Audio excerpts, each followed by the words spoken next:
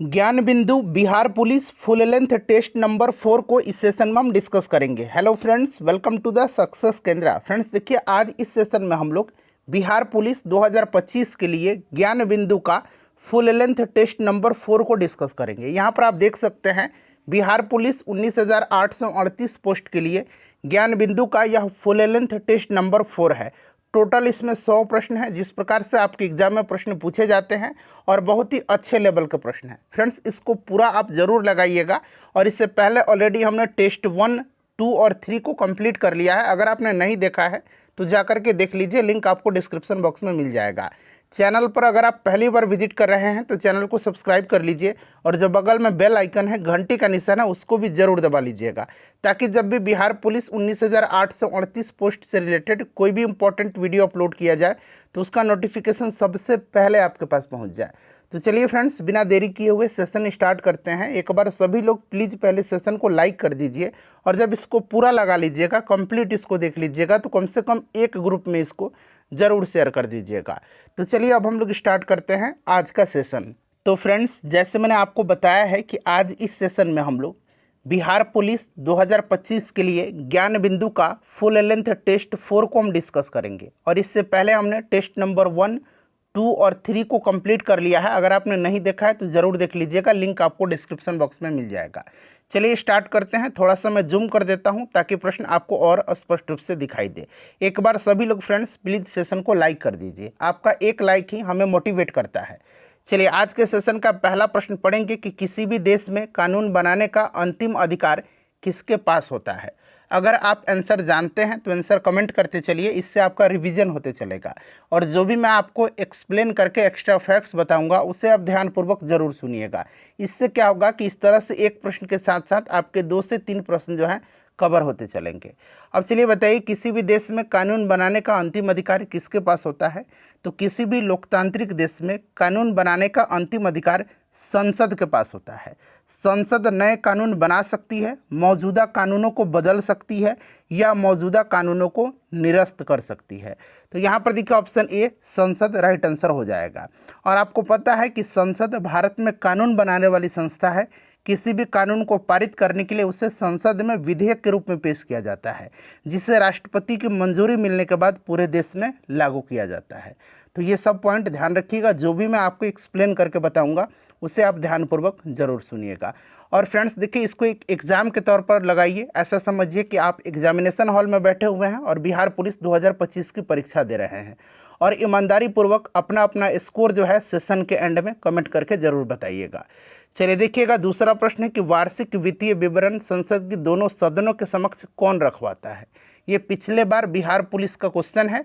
बताइए 2024 में पूछा गया है कि वार्षिक वित्तीय विवरण संसद के दोनों सदनों के समक्ष कौन रखवाता है।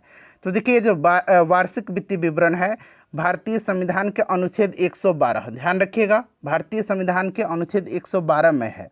ठीक है ना, एनुअल फाइनेंशियल स्टेटमेंट, वार्षिक वित्तीय विवरण। ठीक है, और यह संसद के सामने प्रस्तुत किया जाता है, जिसमें सरकार की अनुमानित प्राप्तियों और व्यय का विवरण होता है, जो सामान्यतः बजट विवरण के रूप में जाना जाता है। और यह संसद के दोनों सदन के समक्ष रखवाता है प्रेसिडेंट, राष्ट्रपति। ठीक है ना, और रखता है वित्त मंत्री, आपको पता है, रखवाता है प्रेसिडेंट।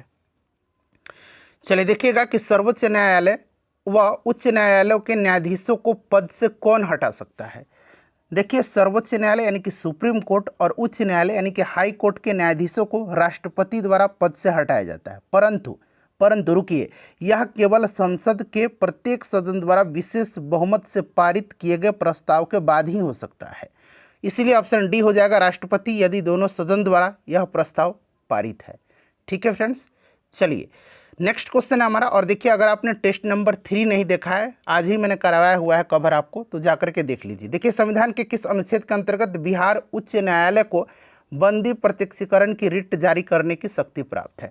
अच्छा, आपको याद होगा फ्रेंड्स कि जो आर्टिकल 32 है और आर्टिकल 226 है, अच्छे तरीके से आपको याद होगा। देखिए, आर्टिकल 32 के तहत जो है, जो सुप्रीम कोर्ट है, ठीक है ना, उसको रिट जारी करने की शक्ति है।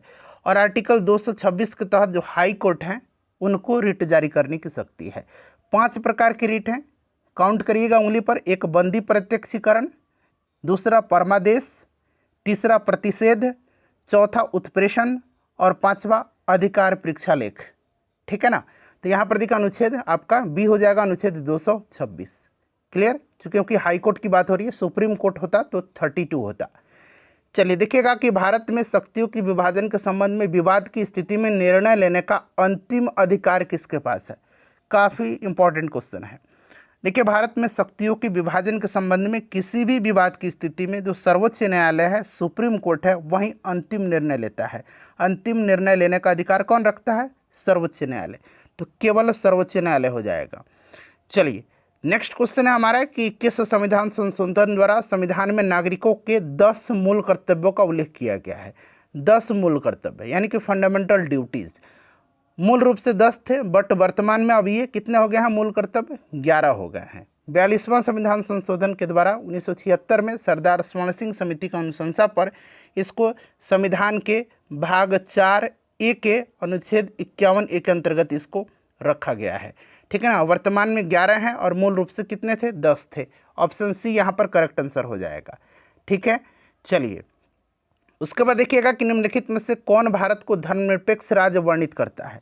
भारत को धर्मनिरपेक्ष राज्य, तो फ्रेंड्स देखिए ये आपका संविधान की प्रस्तावना करता है। संविधान की प्रस्तावना में जो संशोधन हुआ था, केवल एक बार संशोधन हुआ है, 42वां संविधान संशोधन जो कि 1976 में हुआ था। उसी के अंतर्गत जो है आपको पता है कि समाजवादी, धर्मनिरपेक्ष यानी कि पंथ निरपेक्ष और अखंडता शब्द जोड़ा गया था। तो ये आपका ऑप्शन बी हो जाएगा। संविधान की प्रस्तावना जो है भारत को धर्मनिरपेक्ष राज्य वर्णित करता है, ठीक है। चलिए उसके बाद नेक्स्ट क्वेश्चन है क्वेश्चन नंबर 8 कि भारत के राष्ट्रपति को माफ़ी देने की शक्ति किस अनुच्छेद में है। क्षमादान की शक्ति जो है राष्ट्रपति का, ये किस आर्टिकल में है? तो आर्टिकल 72 में है। इस अनुच्छेद के अनुसार राष्ट्रपति किसी भी अपराध के लिए दोषी ठहराए गए व्यक्ति को क्षमादान, निलंबन, लघुकरण या सजा को माफ़ करने का अधिकार रखता है। तो ये ऑप्शन ए हो जाएगा। अच्छा, आर्टिकल 123 जो है ये राष्ट्रपति को अध्यादेश से संबंधित है, अध्यादेश जारी करने की शक्ति प्रदान करता है, ठीक है। चलिए देखिएगा अनुच्छेद 356 में यह आपातकाल है, ठीक है ना। राज्यों में राष्ट्रपति शासन है ये 352 से 360 तक, आपको पता है ना। 352 में क्या है? राष्ट्रीय आपातकाल, 356 राज्यों में राष्ट्रपति शासन और 360 में है आपका वित्तीय आपातकाल। क्लियर। चलिए देखिएगा कि अंतर्राज्यीय परिषद कौन से अनुच्छेद में है। अच्छा, अंतर्राज्यीय परिषद की बात करते हैं तो ये किस आर्टिकल में पूछा गया। अच्छा, अंतर्राज्यीय परिषद जो है ना फ्रेंड्स, इसका गठन किया गया था पहली बार 1990 में। कब? 1990 में। ये बड़ा इंपॉर्टेंट है, ध्यान रखिएगा, ठीक है। 1990 में किया गया था। और देखिए फ्रेंड्स, राष्ट्रपति को यह अधिकार है कि वह अंतर्राज्यीय परिषद की स्थापना कर सकता है, ठीक है। अनुच्छेद 263 में इसकी स्थापना का वर्णन है, इसे आप ध्यान रखिएगा। चलिए देखिएगा कि भारतीय संविधान का कौन सा अनुच्छेद राज्यपाल की नियुक्ति से संबंधित है। अब देखिए एक एक करके मैं आपको बता देता हूँ। देखिए भारतीय संविधान का अनुच्छेद 153 से लेकर के 162 तक जो है ये राज्यपाल से संबंधित है। तो सबसे पहले 153 यहाँ पर आपको दिख रहा है, इसका अनुसार प्रत्येक राज्य के लिए एक राज्यपाल होगा। अनुच्छेद 154 में क्या कहता है कि राज्य की जो कार्यपालिका शक्ति है ये राज्यपाल में निहित होगी। और अनुच्छेद 155 जो है यहाँ पर राइट आंसर हो जाएगा। अनुच्छेद 55 राज्यपाल की नियुक्ति से संबंधित है, ठीक है। तो ऑप्शन नंबर यहाँ पर डी करेक्ट आंसर हो जाएगा। देखिए लगभग सभी पादप कोशिकाओं में कौन सा अनुपस्थित होता है। अच्छा क्वेश्चन है, बताइएगा। तो फ्रेंड्स ये सेंट्रियोल होता है, सेंट्रियोल इसको बोलते हैं, ठीक है ना।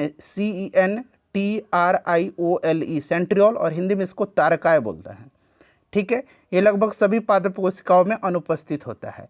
पादप कोशिका में कोशिका भित्ति होता है, प्लेस्टिड होता है और स्तनानियाँ होती हैं, ठीक है ना। चलिए उसके बाद देखिएगा खाली स्थान दिया गया, मानव शरीर का मुख्य समन्वय केंद्र है। मानव शरीर का मुख्य समन्वय केंद्र कौन सा है? सब लोग आंसर कमेंट करिए।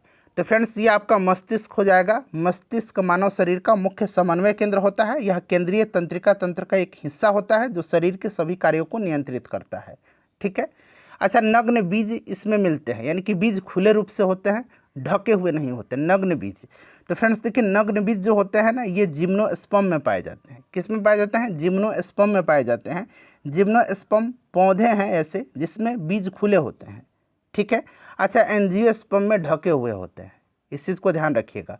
अच्छा, ये जो ब्रायोफाइट्सा है, ब्रायोफाइट्स या ब्रायोफाइटा बोलिए, आगे मिलेगा, इसको पादप जगत का उभयचर कहा जाता है, आगे आपको मिलेगा, ठीक है ना। अच्छा देखिए, कांटे यानी कि हुक्स और चूसक यानी कि सकर्स किस वर्ग के जीवों के विशेष गुण हैं? तो फ्रेंड्स ये किसके हैं? तो फ्रेंड्स ये प्लेटीहेल्मिन्थीज वर्ग के, ध्यान रखिएगा, ठीक है ना। नेक्स्ट क्वेश्चन करेंगे कि निम्न में से कौन सा कोशिकांग आत्मघाती थैली के रूप में जाना जाता है? तो अच्छा देखिए, कोशिका की आत्महत्या की थैली यानी कि आत्मघाती थैली, ये कहा जाता है किसको? तो लाइसोसोम को कहा जाता है, ठीक है ना। अच्छा, राइबोसोम को क्या कहा जाता है? राइबोसोम को कोशिका की प्रोटीन की फैक्ट्री कहा जाता है। अच्छा, माइटोकॉन्ड्रिया को कोशिका का पावर हाउस कहा जाता है, ठीक है ना, पावर हाउस कहा जाता है, ये सब ध्यान रखना आपको। चलिए उसके बाद देखिएगा, कोशिका में केंद्रक की खोज सर्वप्रथम किसने की थी? तो देखिए, कोशिका में केंद्रक की खोज जो है ये किया था रॉबर्ट ब्राउन ने। किसने किया था? रॉबर्ट ब्राउन ने किया था, ठीक है। अच्छा, पुरकिंजे ने किसका खोज किया था? तो पुरकिंजे ने जो है जीव द्रव का नामकरण इन्होंने किया था, ठीक है ना। जीव द्रव शब्द इन्होंने ही गढ़ा था, ठीक है ना। जीव द्रव को अंग्रेजी में कहा जाता है प्रोटोप्लाज्म। तो कभी कभी जीव द्रव न दे करके प्रोटोप्लाज्म दे देगा, प्रोटोप्लाज्म, तो दोनों याद रखना है, ठीक है ना। जीव द्रव शब्द यानी कि प्रोटोप्लाज्म शब्द किसने गढ़ा था? तो पुरकिंजे ने गढ़ा था, ठीक है ना। स्लाइडन और स्वान ने कोशिका सिद्धांत का प्रतिपादन किया था। चलिए उसके बाद देखिएगा, खाली स्थान दिया गया है, पादप जगत का उभयचर भी कहा जाता है। आ गया ना प्रश्न? तो मैंने बताया था कि ब्रायोफाइट को यानी कि ब्रायोफाइट्स को उभयचर कहा जाता है। ऐसा इसलिए क्योंकि ये पौधे मिट्टी में रहते हैं, लेकिन उन्हें लैंगिक प्रजनन के लिए पानी की आवश्यकता होती है, ठीक है।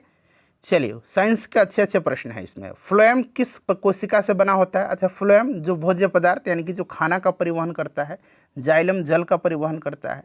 तो फ्लोएम जो होता है ना, फ्लोएम ध्यान रखिएगा, ये सीव ट्यूब, अंग्रेजी में ये चालनी तत्व जो दिया गया है ना, इसको सिव एलिमेंट बोला जाता है। सिव एलिमेंट, SIEVE, सिव एलिमेंट बोला जाता है। फ्लोएम फाइबर फ्लोएम पैरेन्काइमा कोशिकाएं से ये जो होता है आपका बना होता है, ठीक है ना। तो ऑप्शन यहाँ पर डी राइट आंसर हो जाएगा, ठीक है, ध्यान रखिएगा। चलिए उसके बाद देखिएगा, किस लौह अयस्क में लौहांश यानी कि लोहे के अंश की मात्रा सर्वाधिक होती है? अब देखिए, सारे के सारे लोहे के अयस्क हैं, सारे के सारे लोहे का अयस्क हैं, ठीक है ना। और इसमें पूछा गया कि लौहांश की मात्रा सबसे ज़्यादा किस में होती है? तो सबसे ज़्यादा होती है मैग्नेटाइट में। किस में होती है? मैग्नेटाइट में होती है, ठीक है, ये ध्यान रखिएगा, मैग्नेटाइट में होती है। चलिए यहाँ पर सुमेलित करना है और नीचे यहाँ से कूट से राइट आंसर आपको चुन करके बताना है। चलिए मिलान करिए। देखिए, लैक्टिक अम्ल पाया जाता है किसमें? तो दही में हो जाएगा। ऑक्जेलिक एसिड टमाटर में और एसिटिक एसिड सिरका में। तो 2, 1 और 3 यहाँ पर करेक्ट आंसर हो जाएगा, जो कि ऑप्शन ए में आपको दिख रहा है, ठीक है ना। चलिए उसके बाद देखिए, अम्लीय वर्षा का पीएच मान कितना होता है? अम्लीय वर्षा का पीएच मान, तो देखिए अम्लीय वर्षा एक रासायनिक अभिक्रिया के कारण होती है, जो कब शुरू होती है? जब सल्फर डाइऑक्साइड और नाइट्रोजन ऑक्साइड जैसे यौगिक हवा में मुक्त किया जाता है, तब होती है अम्लीय वर्षा। और अम्लीय वर्षा का पीएच मान 5.6 से कम होता है, ठीक है, इस चीज़ को आप ध्यान रखिएगा। सबसे अधिक तन्य धातु कौन सा है इसमें से? तो सबसे ज़्यादा तन्य इसमें से सोना है, ठीक है ना। चलिए उसके बाद देखिएगा, मिलान करना है इसमें से। तो ध्वनि का पिच दिया गया है, तो पिच आपका किस में हो जाएगा? हर्ट्ज में। प्रबलता डेसिबल में। प्रतिध्वनि ये आपका ध्वनि का परावर्तन। और चिकित्सा में ध्वनि का उपयोग स्टेथोस्कोप। तो इसको आप लोग मिला सकते हैं, CDA और B, CDAB, जो कि ऑप्शन नंबर आपको ए में दिख रहा है, ठीक है ना। चलिए उसके बाद देखिएगा कि दाब का एसआई मात्रक क्या है? तो आपको पता है कि दाब का एसआई मात्रक क्या होता है। देख, दाब को प्रति इकाई क्षेत्र पर लगने वाले बल के रूप में व्यक्त किया जाता है, ये आप जानते हैं, ठीक है ना। और दाब का जो आपका एसआई यूनिट होता है ये पास्कल है, यहाँ पर पास्कल में ऑप्शन बी में दिख रहा है।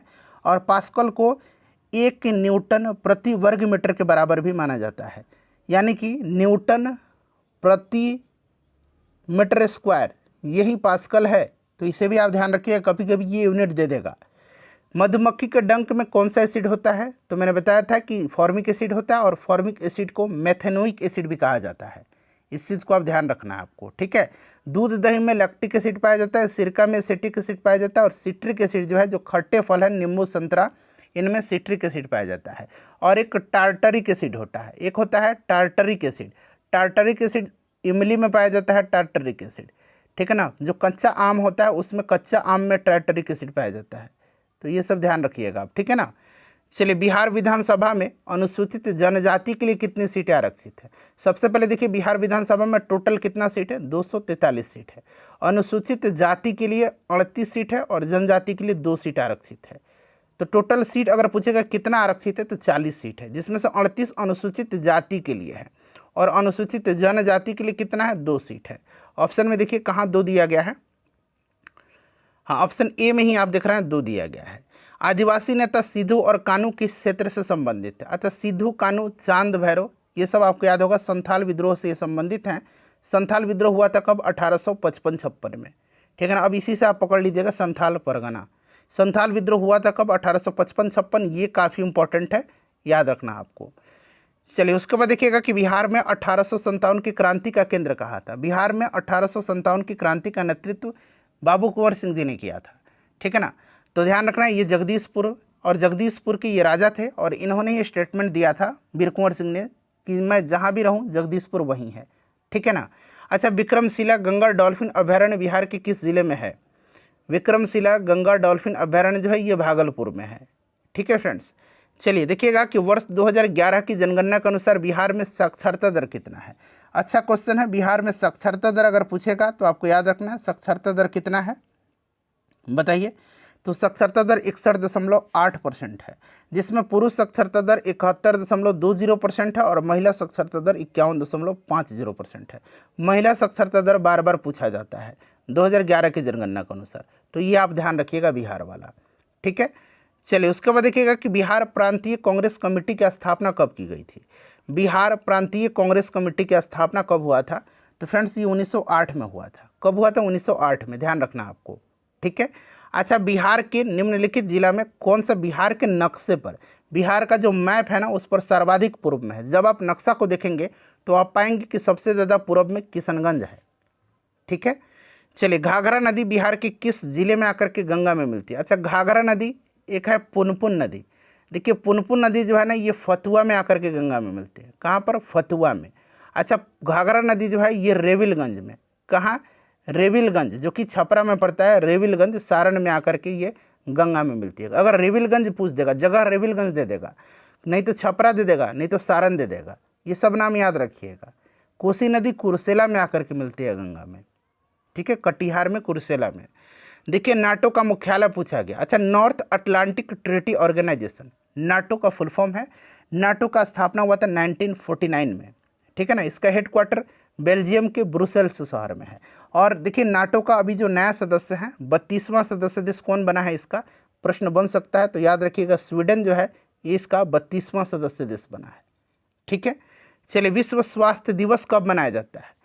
विश्व स्वास्थ्य दिवस देखिए फ्रेंड्स 7 अप्रैल के दिन मनाया जाता है। और 7 अप्रैल को इसलिए मनाया जाता है क्योंकि 7 अप्रैल 1948 को WHO की स्थापना हुई थी, विश्व स्वास्थ्य संगठन का, वर्ल्ड हेल्थ ऑर्गेनाइजेशन का। इसीलिए प्रत्येक वर्ष इसके स्थापना दिवस को चिन्हित करने के लिए 7 अप्रैल को विश्व स्वास्थ्य दिवस मनाया जाता है।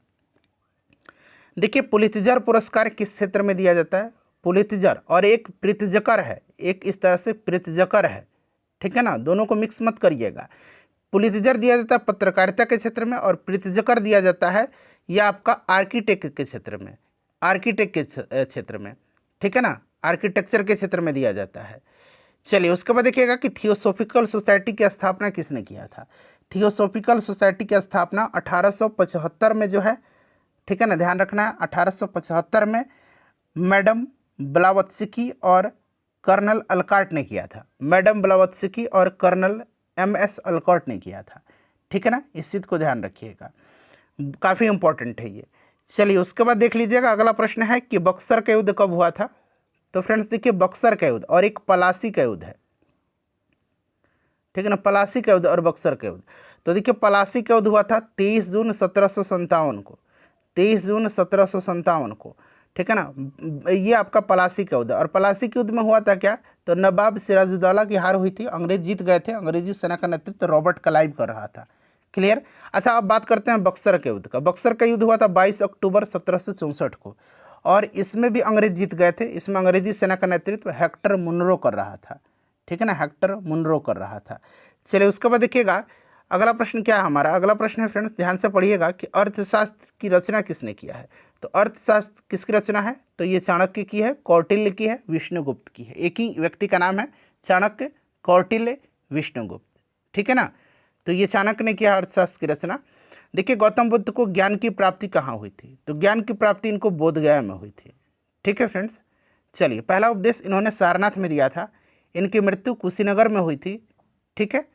चलिए, उसके बाद देखिएगा कि अमुक्त मल्याद की रचना किसने किया? जल्दी से बताइए, जल्दी बताइए। अब देखिए यहाँ पर मैंने लिखा है जाम्बवती कल्याणम। कल्याणम यहाँ मैं लिख देता हूँ, जाम्बवती कल्याणम। तो याद रखना है आपको, अमुक्त मल्याद और जाम्बवती कल्याणम ये कृष्णदेव राय की रचना है। किसकी रचना है? कृष्णदेव राय। और इनको आंध्र भोज के नाम से भी जाना जाता है। और ये किस वंश के थे? तो तुलुप वंश के थे। ठीक है। चलिए, मोहनजोदाड़ो का शाब्दिक अर्थ क्या है? बड़ा ही आसान प्रश्न है, बताइए। तो ये आप कमेंट करिए, इसका आंसर आप कमेंट करके बताइए। तो मुझे अभी तुरंत कमेंट करिए कि मोहनजोदड़ो का शाब्दिक अर्थ क्या है। चलिए जल्दी से सभी लोग कमेंट करिएगा। देखिए, चंद्रगुप्त मौर्य ने किसकी सहायता से धनानंद को हरा करके मौर्य राज्य की स्थापना किया था? धनानंद जो था ये नंद वंश का अंतिम शासक था, नंद वंश का था। और इसी को हरा करके चाणक्य की सहायता से, किसकी सहायता से? चाणक्य की सहायता से हराया था चंद्रगुप्त मौर्य ने और मगध पर मौर्य वंश की स्थापना किया था। तो यहाँ पर चाणक्य राइट आंसर हो जाएगा। पाटलिपुत्र के संस्थापक कौन थे? तो पाटलिपुत्र की स्थापना किया था उदयन ने। उदयन किसका पुत्र था? तो ये अजातशत्रु का पुत्र था। और किस वंश से हैं ये सब? तो बिंबिसार जो था ना, हर्यंक वंश, यहाँ मैं लिखता हूँ बिंबिसार। बिंबिसार ये हर्यंक वंश का संस्थापक था। हर्यंक वंश का संस्थापक कौन था? बिंबिसार। बिंबिसार का बेटा हुआ अजातशत्रु, अजातशत्रु का बेटा हुआ उदयन। अब यहाँ से क्लियर होगा। देखिए, हर्यंक वंश का शासक बिंबिसार था, बिंबिसार का बेटा हुआ अजातशत्रु, अजातशत्रु का बेटा हुआ उदयन। बिंबिसार की हत्या कर दिया अजातशत्रु ने, मगध की गद्दी पर बैठा, हत्या करके अपने पिता की। और अजातशत्रु का हत्या इसका पुत्र उदयन ने करके गद्दी पर बैठा था। तो ये सभी अपने पिता को मार करके गद्दी हासिल किए थे। इसीलिए जो हर्यंक वंश है ना, इसको पितृहंता वंश भी कहा जाता है, पितृहंता वंश। अगर आपसे पूछा जाए कि पितृहंता वंश के नाम से किस राजवंश को जाना जाता है, तो ये हर्यंक वंश है। चलिए, उसके बाद देखिएगा नेक्स्ट क्वेश्चन है कि रामपुरवा स्तंभ बिहार में कहाँ है? तो देखिए, जो लोग पूर्वी चंपारण जिले से होंगे ना, उनको पता होगा रामपुरवा चंपारण में पड़ता है। गद्दर पार्टी की स्थापना हुई थी कब? तो फ्रेंड्स, अमेरिका में 1913 में लाला हरदयाल ने किया था। ठीक है ना, सैन फ्रांसिस्को, आपको याद होगा।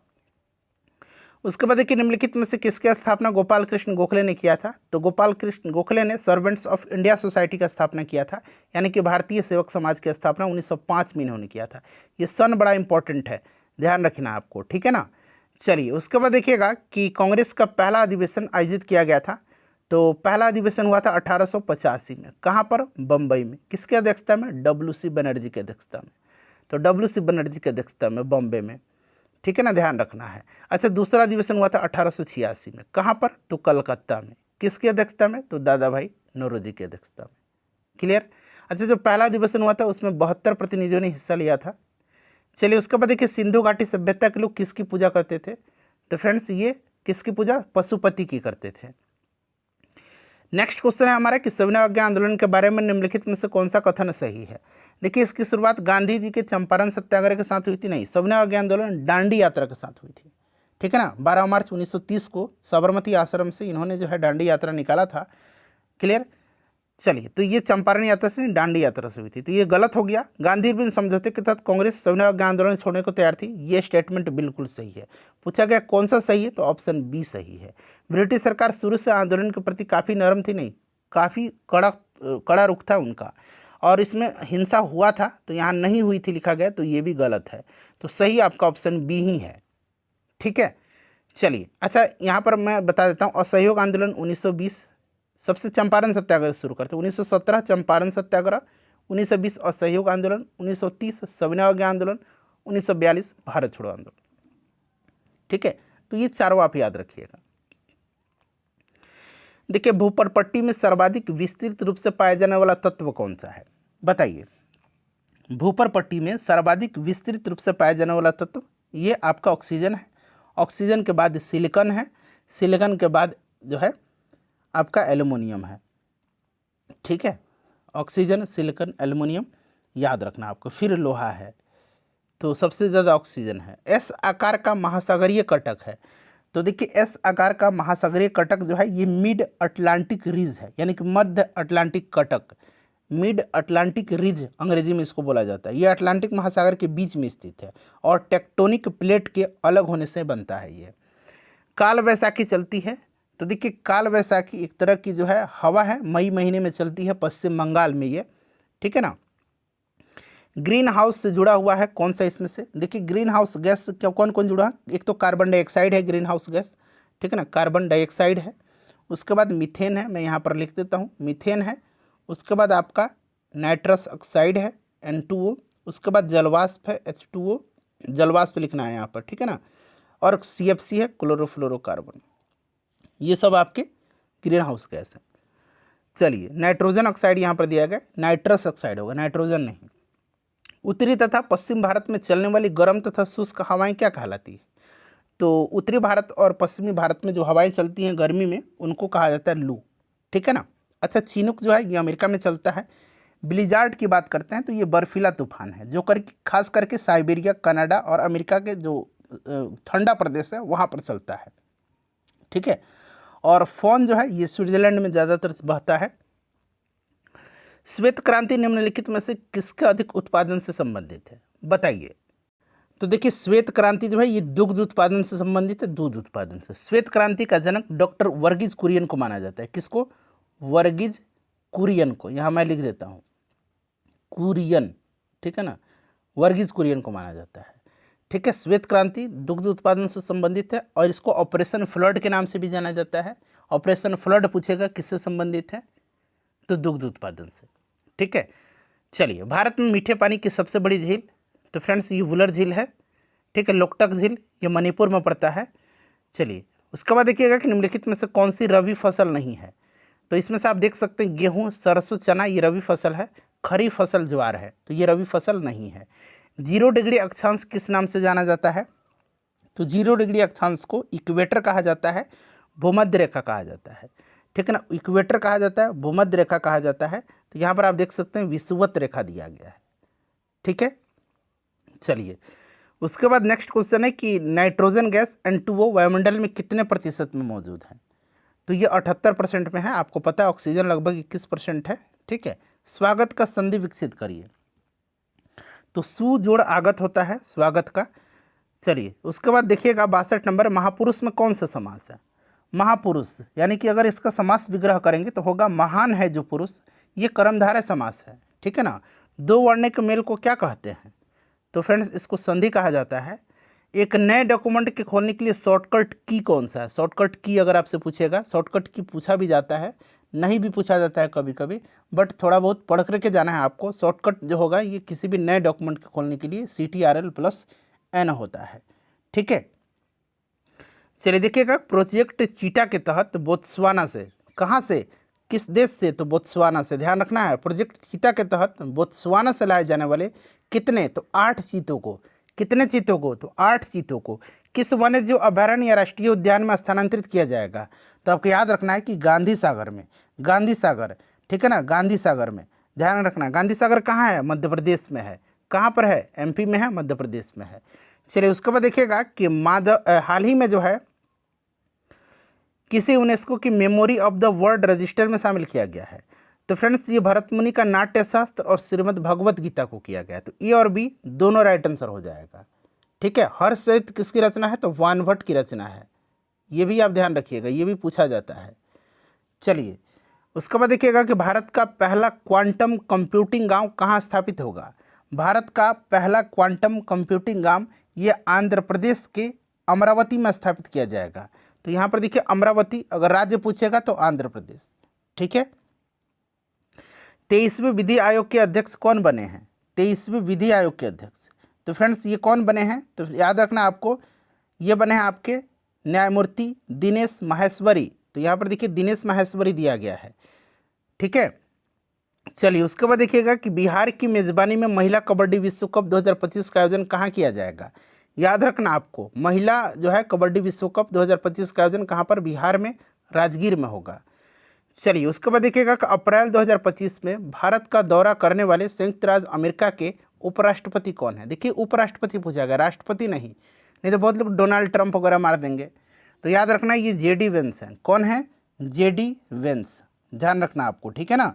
और ये आधिकारिक यात्रा पर थे भारत के, ध्यान रखिएगा। और उनके साथ द्वितीय महिला जो मतलब जो उपराष्ट्रपति होते हैं, ये सेकंड लेडी होती है इनकी पत्नी, श्रीमती उषा वेंस हैं।